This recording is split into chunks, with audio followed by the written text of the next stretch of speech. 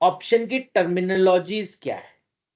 अगर आपने underlying asset आपका इंडेक्स है और आप उसके ऑप्शंस में काम कर रहे हो तो वो कहलाएगा इंडेक्स ऑप्शन। जैसे निफ्टी का ऑप्शन, सेंसेक्स का ऑप्शन, बैंक निफ्टी का ऑप्शन, बैंकेक्स का ऑप्शन। ठीक है। स्टॉक ऑप्शन का मतलब होता है आप जो अंडरलाइंग एसेट के बारे में बात कर रहे हो वो स्टॉक्स है। तो जैसे जो मैंने आपको एग्जांपल दिया रिलायंस का स्टॉक, तो that is a stock option.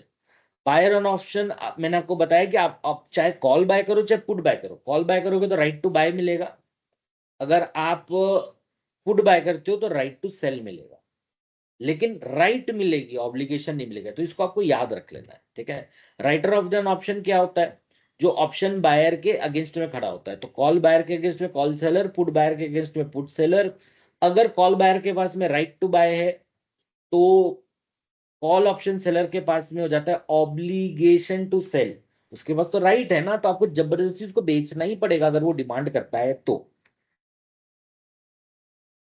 American option और यूरोपियन ऑप्शन, इसको आपको थोड़ा सा समझना पड़ेगा। अब आप एक देखिए, एक चीज को समझिए। मैंने आपको कहा रेट अभी चल रहा है 1280 रिलायंस का, और मैंने आपको कहा कि मैं 1300 रुपए में, 1300 रुपए में रिलायंस का शेयर्स खरीदूंगा गा। तो दिस इज फ्यूचर टेंस ना। तो आपको तो पता नहीं है कि मैं खरीदूंगा कि नहीं खरीदूंगा, ये राइट तो मेरे पास में है। अब क्या होता है, मैं कब खरीद सकता हूं? मान लीजिए मेरे लिए फेवरेबल कब होता है खरीदना, जब इसका भाव 1300 क्रॉस कर जाता है। मान लीजिए अभी ये 1350 चल रहा है, तो मैं एज अ बायर सेलर को क्या कहूंगा, मुझे डिलीवरी दे दो।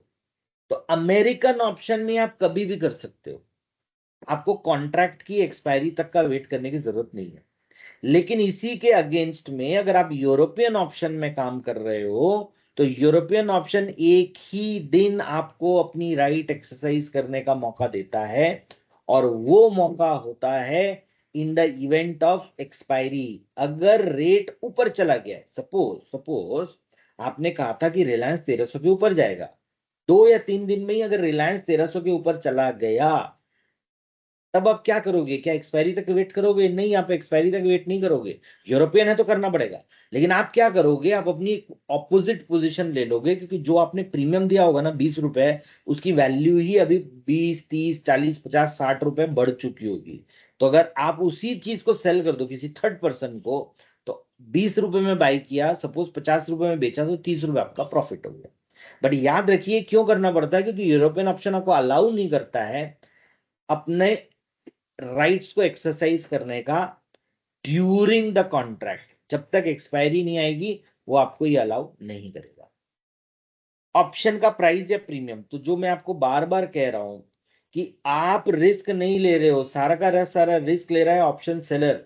तो एज अ ऑप्शन बायर आपको उसकी कीमत पे करनी पड़ती है। तो रिस्क अगर आप नहीं ले रहे हो तो रिस्क कौन ले रहा है? Option seller. तो अगर वो सेलर रिस्क ले रहा है तो उसको आपको एक प्राइस पे करनी पड़ती है, इस प्राइस को प्रीमियम कहते हैं। तो इसी से आपको समझ लेना है, ऑप्शन बायर प्रीमियम पे करता है और ऑप्शन सेलर प्रीमियम रिसीव करता है।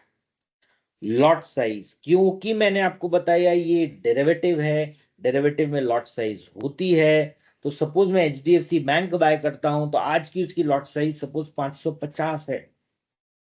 तो अगर मैं जब भी बाय और सेल हो रहा है तो एक शेयर का बाय सेल नहीं हो रहा है, ये सारी की सारी जो बातचीत हो रही है वो 550 शेयर के लिए हो रही है।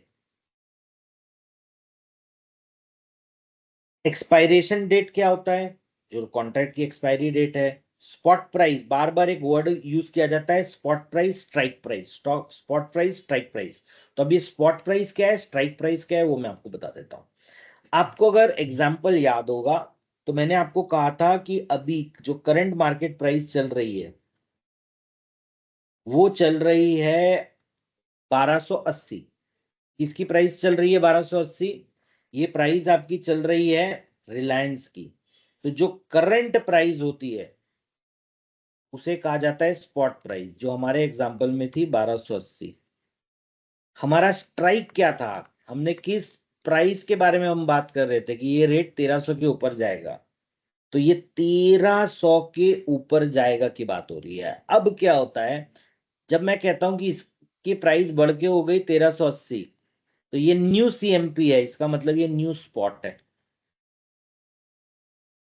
तो हम लोग सीएमपी ना बोल के स्पॉट बोलते हैं, ठीक है। मैं आपको यहां पर एक एग्जांपल दिखाता हूं।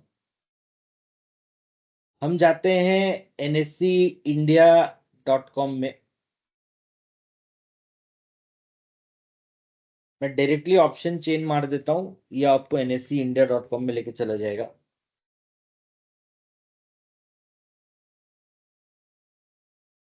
अब आप देखिए, यहां पर आप देखिए कि अभी जो करंट प्राइस चल रही है निफ्टी की, चल रही है 22,547। अब आप समझिए आपको कितनी सारी स्ट्राइक्स मिल रही। देखिए लेफ्ट हैंड साइड में कॉल है, राइट हैंड साइड में पुट है। अब आप यहां पर देखिए 22,500, आपको लगता है कि 22,550 के ऊपर जाएगा, आप कॉल बाय करोगे, 64 रुपीज देना पड़ेगा।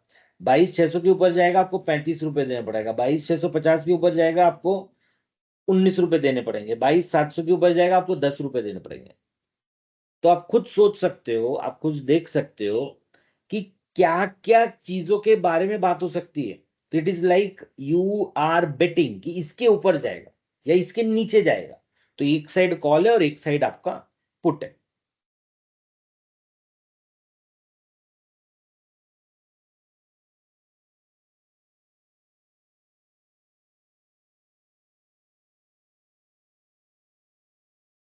ठीक है।